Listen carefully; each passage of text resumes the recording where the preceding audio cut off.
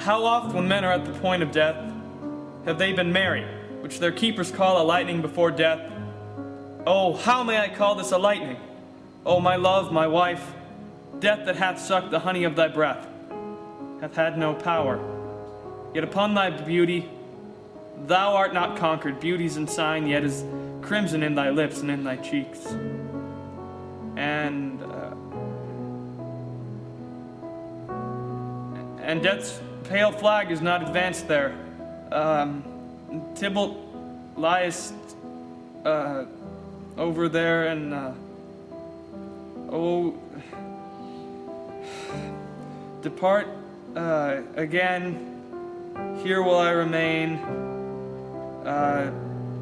Tears to my love. Boo! Boo! Get off the head, you suck! Boo! That's right,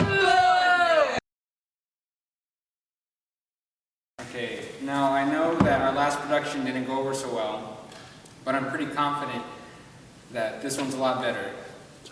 Material is a lot darker than this high school is used to, but I think we have the talent to pull it off.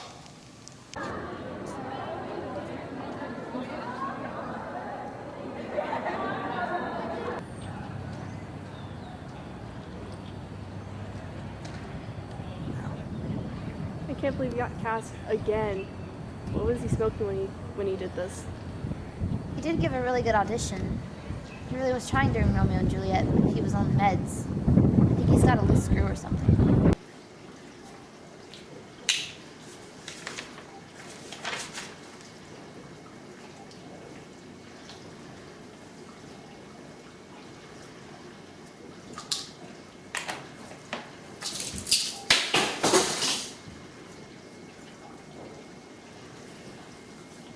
Not this time.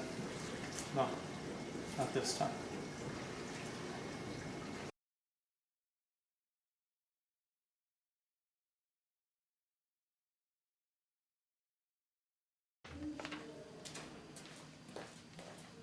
Hey Kirk, what you doing? Just going over my lines. Can I talk to you about something? You seem to struggle so much with theater, so why do you keep on pursuing it?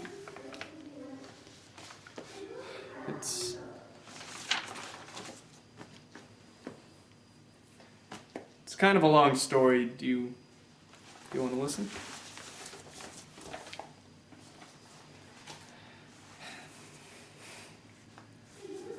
When I was 9, our house was on the verge of foreclosure. My dad tried everything he could to get money, but nothing worked out. So he shot himself. We cashed his Social Security check.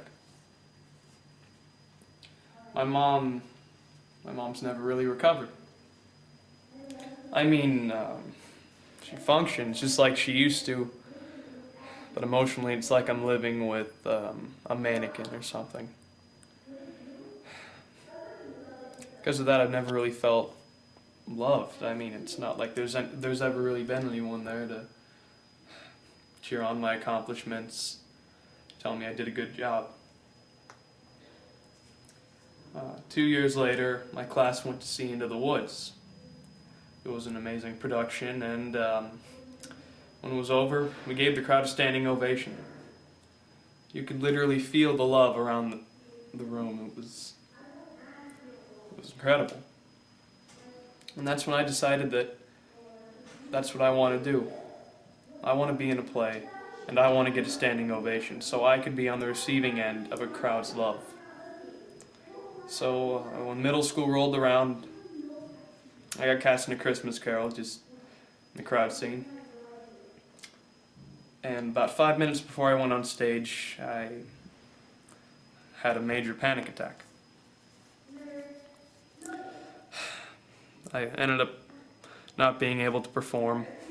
I went to see a psychotherapist who diagnosed me with social anxiety disorder, prescribed me some medication. And I didn't try theater until my freshman year. By some kind of divine intervention, I auditioned the day my meds ran out. And I knocked it out of the part and I got cast as Romeo. And as the production progressed, my acting abilities just sort of deteriorated. I didn't realize that my medication was what was causing that, and you know what happened afterwards. But despite that, I kept auditioning, because it feels like it's my life goal to get that standing ovation. It's my life purpose. That's pretty philosophical. Yeah. You know, I always thought you would have hated me after Romeo and Juliet. I never got the chance to tell you that I'm sorry. For the longest time I did, but now that I know the truth, I forgive you. Thank you. I used to have a panic attack just about every fourth period in middle school because the kids in my class would verbally abuse me for being the fastest runner. Really? Yeah, the kids would find any excuse just to be mean to each other back then. If I had just chosen not to be the best and join all the others, tormenting those who did what they were supposed to do, I probably would have been a little less cynical of everybody else. But I also would look back on myself and loathe who I was. But I'll stand by my choice till the distant future when I wither away. That was being philosophical. Yeah, I guess you're right. Well, I gotta go back up. It was nice talking to you.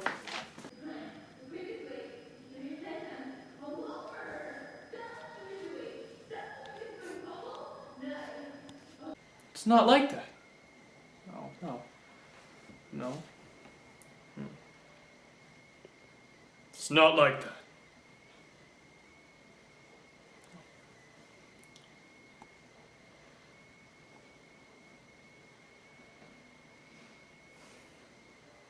It's not like that.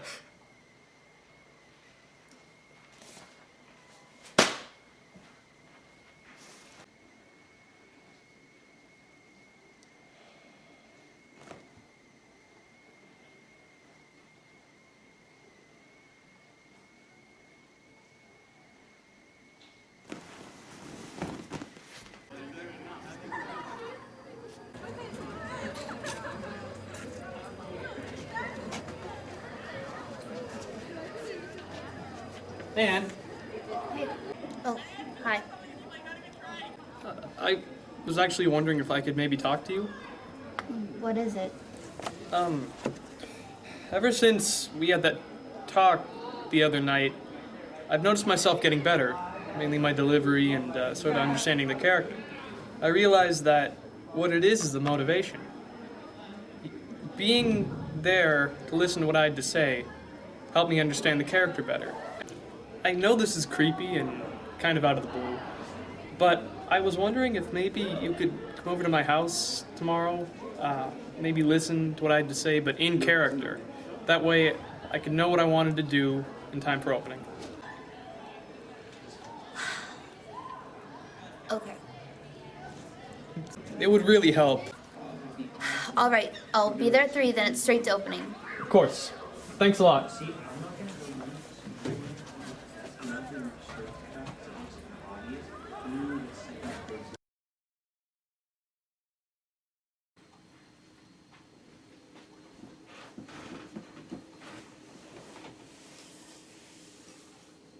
Hey, Mom.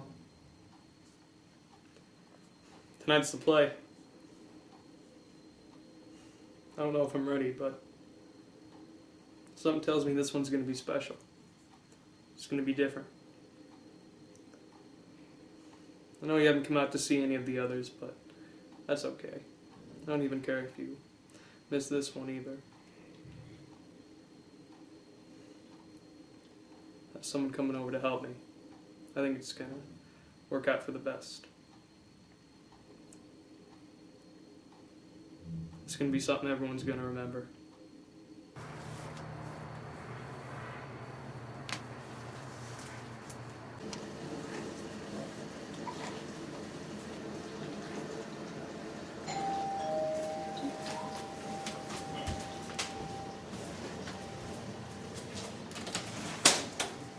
Oh, hi, Ann. Hey.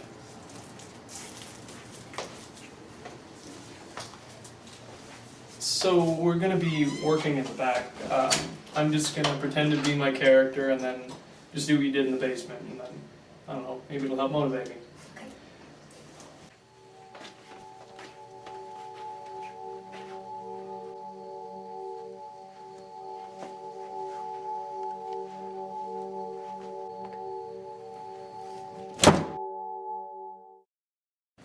We'd like to remind the audience that there is no food or drink in the theater. There is no videotaping of the performance due to copyright laws.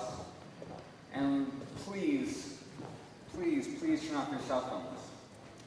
We'd like to thank you for coming, and we hope that you enjoy our performance of Motive. Have you seen Anne? No, Kirk told me she was sick. Well, I guess we're only going to have 2 jury members tonight.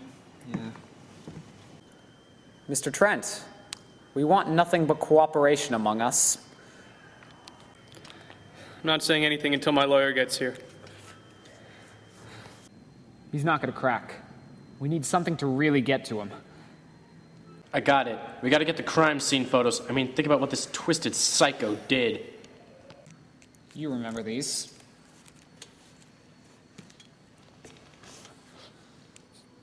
Why'd you do it, Trent? What would compel you to do this to the people who cared about you most? It's not like that! Then why'd you do it, Trent? Sometimes you just can't help it. Ever since I was a kid, I got this feeling whenever I saw someone that was hurt, and made me feel good. I'd hurt animals just to get that feeling. But I was able to control it, and I settled into a normal life. But my ma, she's suffering real bad. She had brain cancer.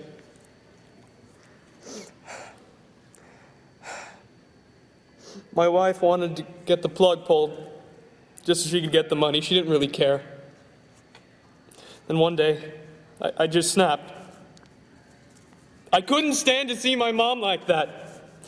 So I made sure it was painless. I put a pillow over her head.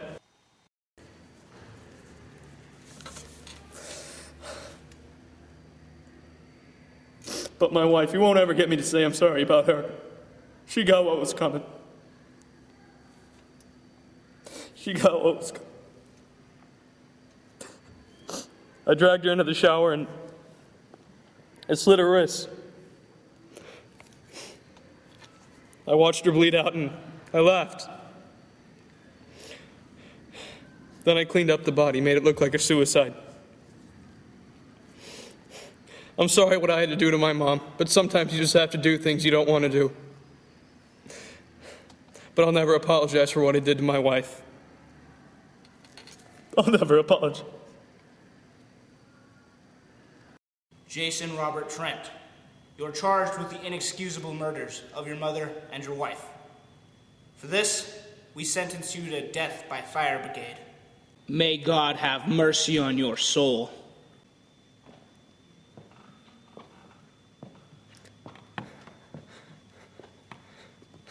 Any last words, Mr. Trent? I'm sorry for what I am.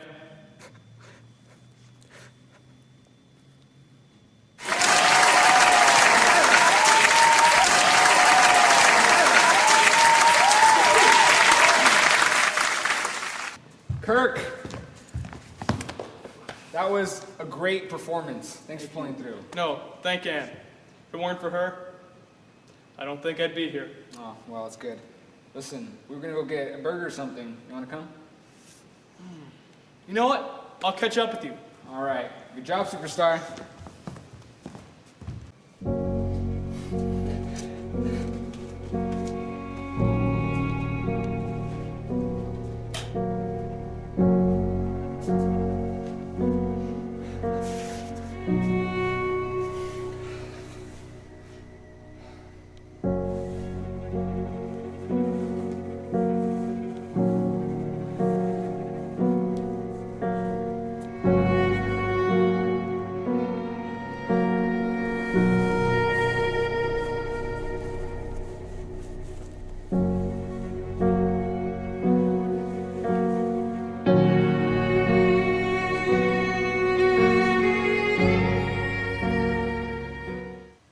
But I'll stand by my decision till the distant future when I wither away.